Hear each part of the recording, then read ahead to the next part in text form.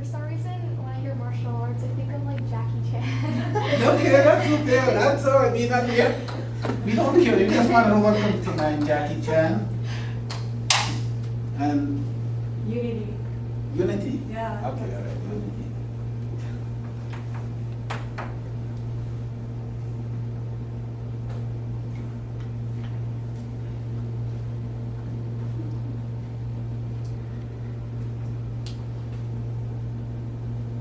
Now, I would say out of all those answers, what our program represents more is like these two.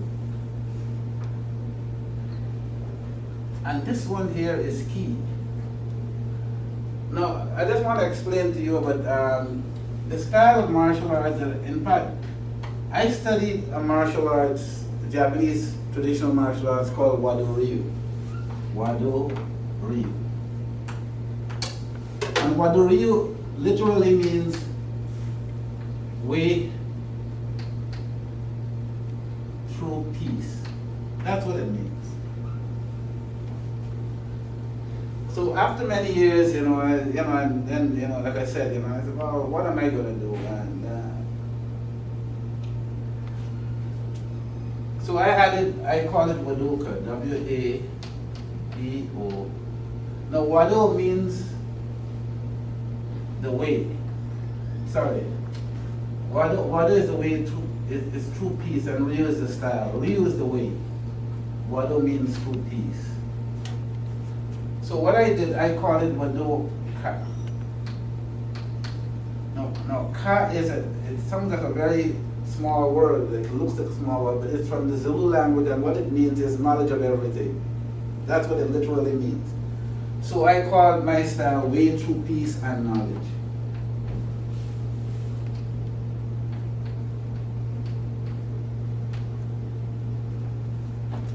Now, when I use this word, I mean, I use it philosophically, but I use it practically too. I use it philosophically because I feel that, your whole thing, your whole purpose in life is to acquire self-knowledge. And when I mean self-knowledge, I mean, what are my limits? Like, every personality is unique. Every personality is unique. And every personality has a purpose, and every personality has a biography and a story. But then we all somehow have to work together. Like, my eldest son, I always tell him, because he has this issue, I said, so we went riding, I'm going riding with them in the woods. So he said, oh, let's leave Evan, because he's too slow. Evan is the smallest one, and he's always at the end, right? And I keep telling him, but he doesn't understand. I said, well, why don't you go? I mean, then we don't have any problem with Evan. But Haim is like that. Haim always wants, like, he doesn't like to share. He doesn't like to. So I always have this battle with him, right? So he's, so Evan is always at the end, because Evan is small. Evan is 7. But Evan is, so he's always telling me, let's leave Evan, because we always have to wait for him. Because he doesn't want to share, like, and he just wants. And then the other thing I tell him, I say, well, I mean, you're not as fast as me. If I start going, I might want to leave you, if I adopt your philosophy. So he's beginning to understand really that, hey, look, we're all in this together, and we all got to adjust each other. So each person has a sense of limits, right? So that's a self-knowledge. Like, you have to understand what are your limits. Like, there are certain things that, for me as an adult, and this is very important with teaching. I am from the old school, I must admit, in teaching. Well, paradoxical, both old and new. And when I'm talking, I'm going to tell you certain things, right? Like, you must never sit on the table. Like, I'm going to be looking at your conduct when you're interacting with these children, because it's very, very important, I'll tell you. Because in the martial arts, right, and I talked to Petra a little bit about it, because right away in gymnastics, the physical thing. the whole aspect of discipline, right, that I'm teaching the children is how to handle your body. It's just strictly that. How to, like, I'm an expert on body. I can just look at somebody and tell you your mind from your body. I'm telling you, because I've been dealing with bodies, and you won't believe how much your body reveals about you. Because, you know, the body has a mind. So, I'm teaching the children, like, in fact, I've always said that what I'm teaching is not so much martial art, but behavior modification. How to handle your body and to present your body in a way, because the body is always speaking. There was a guy in Toronto recently, I don't know if you read the newspaper, and his thing was lecturing to high school kids about dating. And the signals that people send to each other when they date and how they look at them and whatever. Did anybody read about that? In other words, he was very interested in what signals are you sending to both males and females in high school when they're mixing together? What are the signals? And not only that, right, the corollary is, hi, hi, good. I gotta drop by and see you sometime, huh? Do. Hello, everybody. I'm This is Lorna. She's the manager of this place. Are you? Yeah, welcome. And she's another very important person in this community, I'm telling you. Aw. Like, very critical. Nice to see you. I know. So the corollary of that is that because a lot of people misread the signals, and then you have a lot of problems. So, you know, they have all these things about no means no and all that stuff, which honestly, I think it's kind of like silly in a way. Because if your body says no, then you don't have to say it in words. But people are always giving mixed up signals with their body. And what I try to teach, in fact, I run a lot of girls programs too. And one of my things what I'm teaching the females there, I said, listen, be aware of your body and what your body is saying. Because you don't know the body is speaking. So imagine your body speaking and then you don't even know it. So it's saying something you don't even know. Isn't that terrible? So this thing is very important. So I'm going to expect you, right, to be self-aware to the extent that you can understand what message. Because kids always listen to me. I'm telling everybody tells me so anyway. Me to tell you. They always listen to me. And everybody said, how come they listen to you? I said, like, whenever I say something, then my whole body is saying the same message. I'm kind of paradoxical and sometimes crazy, right? But when it comes to when I want people to know something, right, there's no question everybody knows what I want them to know. I'm telling you, right? Because I know to send messages, right? I know to send messages that it could be unequivocal. It means that that's exactly what I want. In fact, one of the things that irritates me sometimes when I go to Tim Hortons, so I said, you know, I always like peppermint tea. If you want to be my friend, get a nice little peppermint, not penny, that's the smallest cup peppermint tea, no sugar or milk. So they asked me, do you want a donut? And I'm saying, or do you want, and I'm saying, well, you know, like if I wanted, I would say, like, you don't have to ask me, I want. And so they always asking me, and I always get, I'm kind of nice about it now, but I always say, why do that? Because I know what I want. I just want a peppermint tea, you know, and if I wanted something else, I would have told you. So this is what I'm trying to say, right? Like, you have to, and this is a very serious thing, I'm telling you, right? Because a lot of times the teacher is saying that the kids don't have no regard to me. And I say, well, don't blame the kid. This program I just started at Furrow Grove last May. So as soon as I started this program, this one kid he came into the program, his face is angry, you know. And I saw it right away. So I told him, I said, you can't come in here like that. You gotta fix your face. Right away he got mad, and I saw the fire in his eyes. And as soon as he got mad, I said, get out of here, out, out. You could have seen the shock in his face because nobody ever talks to him. I said, get out, out. I heard later that he's this guy that just terrorized everybody. But I nipped him in the bud. And then afterwards, right, he came back again. And I said, you're not ready. Don't talk to me. Move. Because I was telling him clearly, unless you have a certain attitude, right, you cannot deal with me. And he tried, and as soon as he tried, I said, no. So then I called his mom. And I said, this is the policy and the sociology that I do. I said, your son came here twice, and I sent him back. So he said, oh, I heard about it, and yeah. I said, man, this is what I told him he can. And you know what I did? I went home, I visited them in home. And we sat down, we had tea, you see them, and then 2 days later, when I thought this guy can shed teeth, I was sitting there on the computer, and I feel this little light touch on my shoulder. And when I turned around, you should have seen him, his face was completely changed.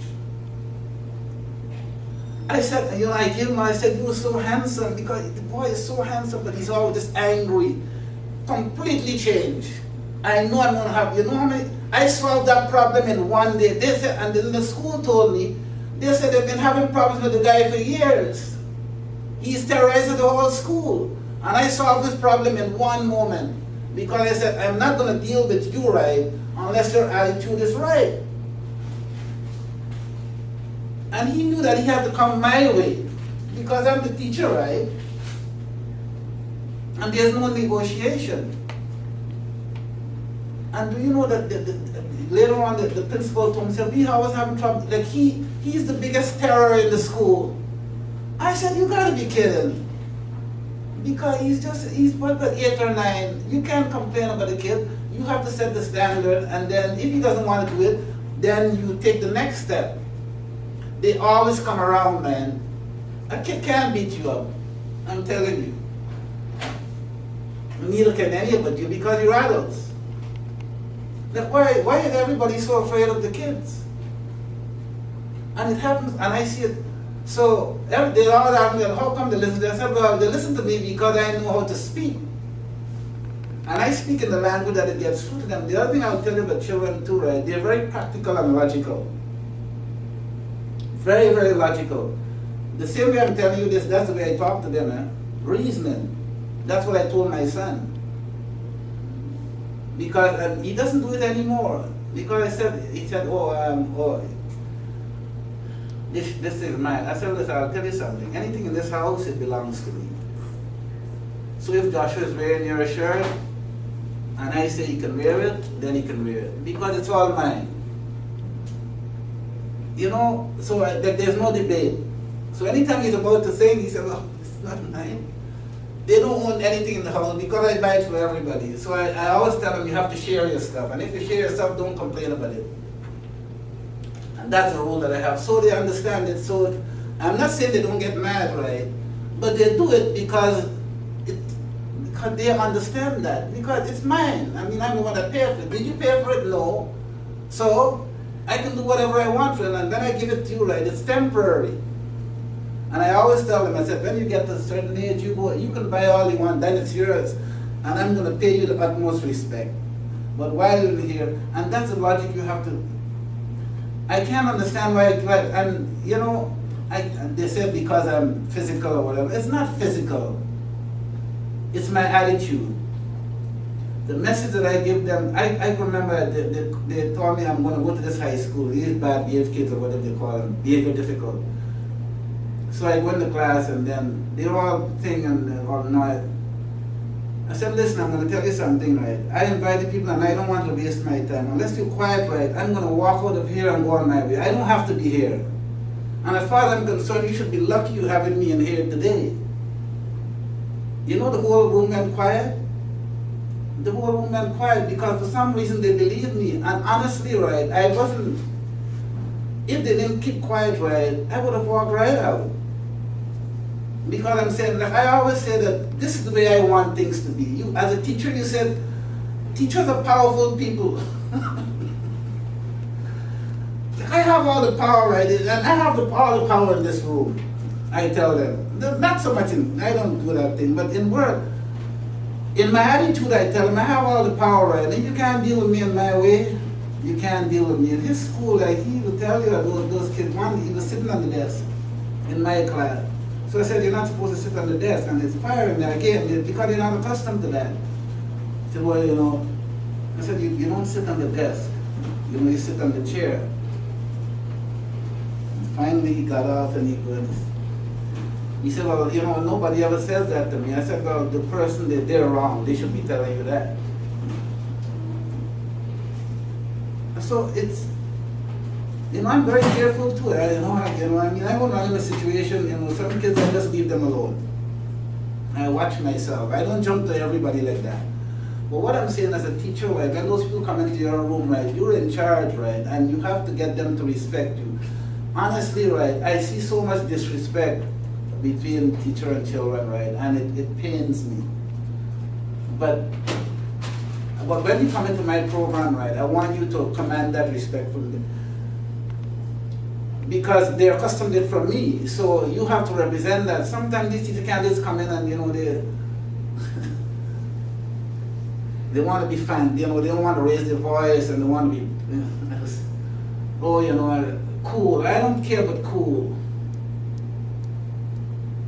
You have to point things out there because when you're teaching, right, you're not just teaching math, you're teaching behavior. So all of them are sitting there at the desk, right, and they're misbehaving. You got to get them to behave. If you're going to be tutoring them and they're talking all the time and doing all these things. And what they used to do, right, before, I'm not going to let that happen again, they used to let me deal with it now. But why should I? I don't have no problems with them. You were the one that's going out there.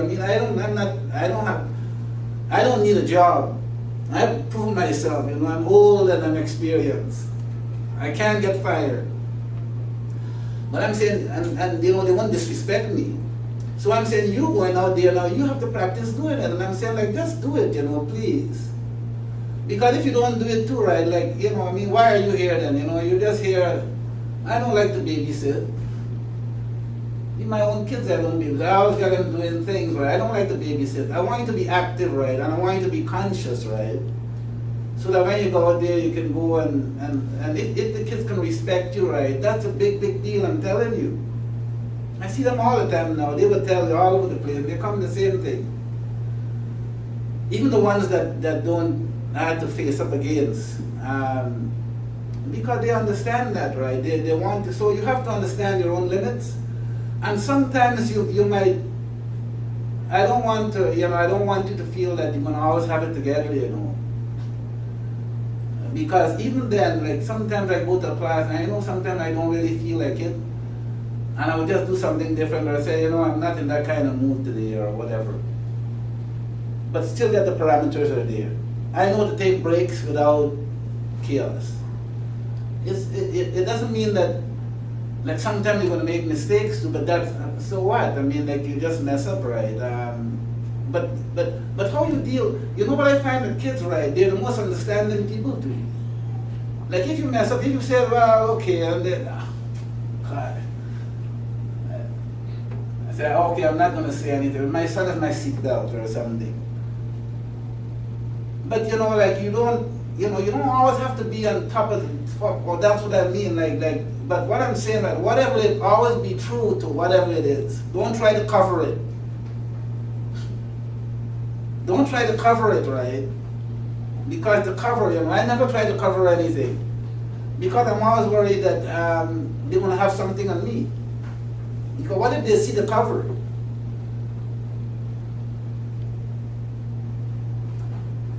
Okay, so discipline and unity,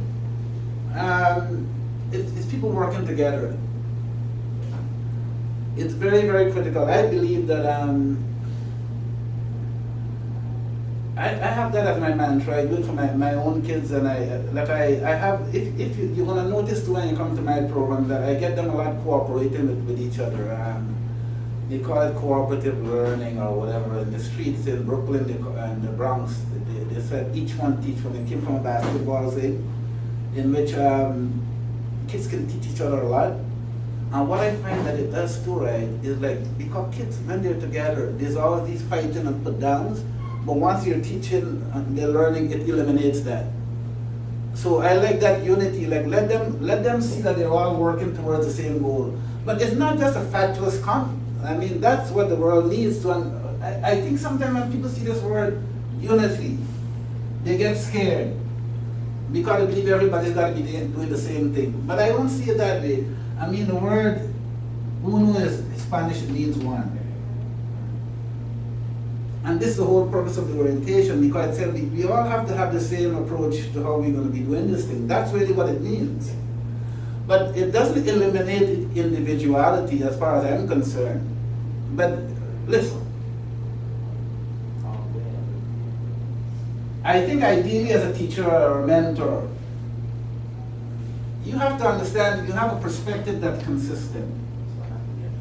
You said, this is the way we're going to do it. You know, like for me, right, nobody's going to sit on the desk. Because, you know, it's illogical. Not my house. You know, I mean, it's illogical because, I mean, a chair is what you sit on. Like once you sit on the desk, you break that logic, and that's what I'm trying to teach them. I'm trying to teach them logic, right? That they have to share with somebody else. You have to share your space. I told you about that space and time. I used to always tell people, the martial arts is about space and time, because we're in here, we're in this space. And if you're going to attack me, I have to know, like, okay, how much time do I have to repel it or whatever? So space and time, it's physics, right? And in the old days, when in Japan, when the masters used to practice walking along the subway, because Japan is very crowded. So you have to walk without touching anybody. You know, just to avoid, you know. That's a matter of courtesy.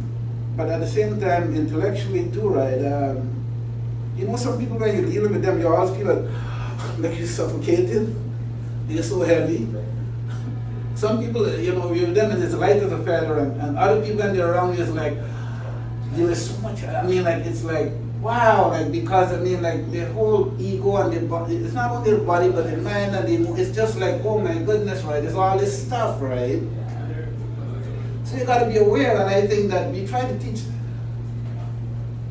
the behavior of these children is very, very important then in this class. That's the world that you're coming into, like how they behave, how they talk to each other, how they talk to you, how they speak to themselves, how their attitude towards themselves. And it's always got to be like very, so it's quite of a challenge to build up that kind of self-awareness, because, and I think it's very useful, because you always got to, again, like you have to know, like, because they're relating to you too, they're relating to how you handle your body.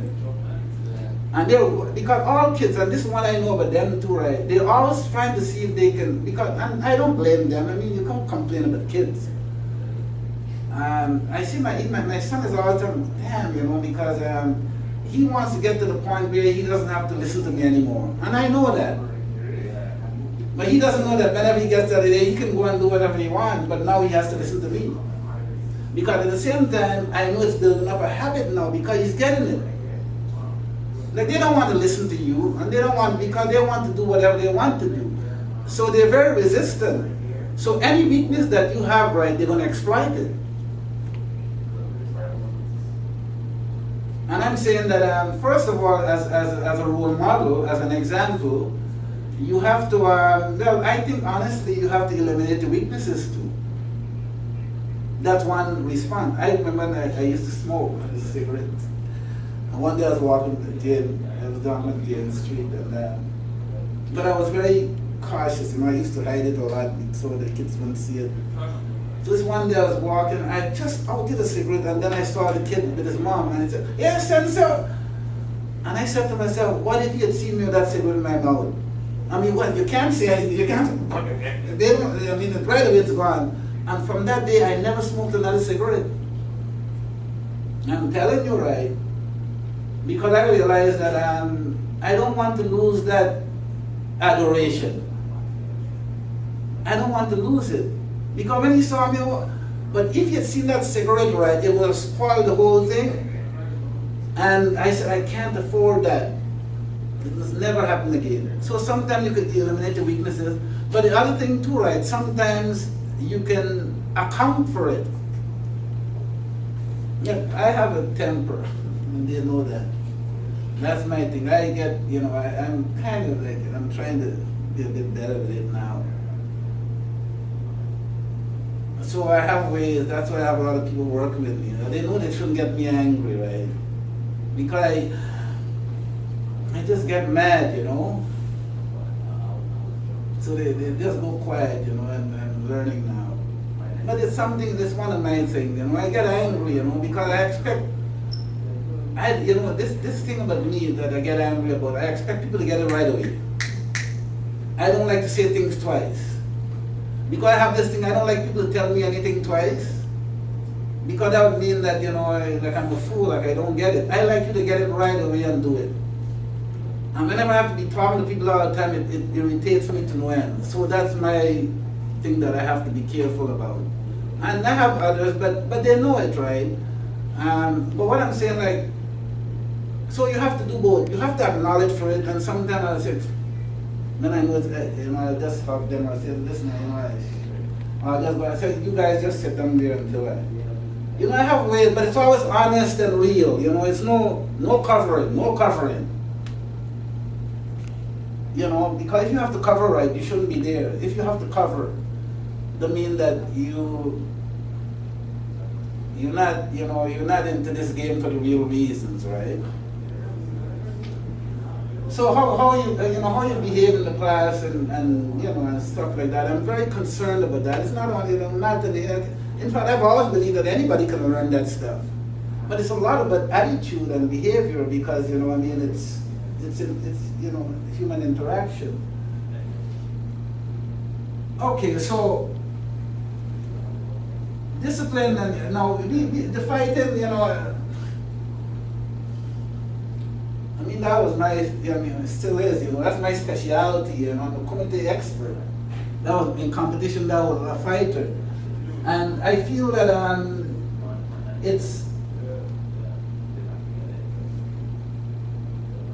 you know, a lot of people don't, you know, it's, like we call fighting committee.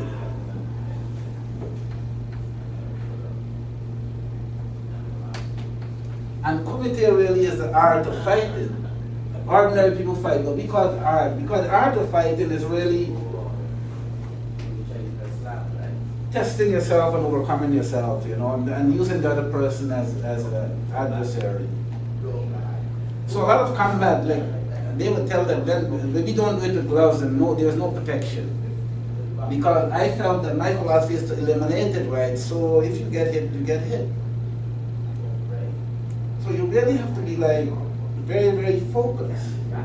So even when we do fight, and I always tell them too, and he would tell you that too, that when I'm doing it with you, right, you have to be very careful not to hurt me, because I'm taking a chance, right? I mean, like, you know, one of my students, you know, he got to pick his finger, and